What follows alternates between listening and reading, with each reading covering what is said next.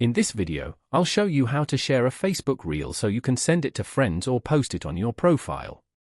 First, open the Facebook app on your phone and make sure you're logged into your account. Now go to the Reels section by tapping the Reels icon or by scrolling through your feed until you find the reel you want to share. Once the reel opens, look for the Share button on the side of the screen and tap on it. A menu will appear with different sharing options. If you want to share the reel on your profile, tap Share to Feed or Share to Your Story. You can also send the reel directly to someone by tapping Send in Messenger and selecting the friend you want to share it with. If you want to share the reel outside the app, you can copy the link and send it through other apps as well. After selecting your option, confirm the action and the reel will be shared. This is a quick way to show interesting reels to your friends or followers. If this video helped you, don't forget to like the video and subscribe to the channel for more simple and helpful tutorials.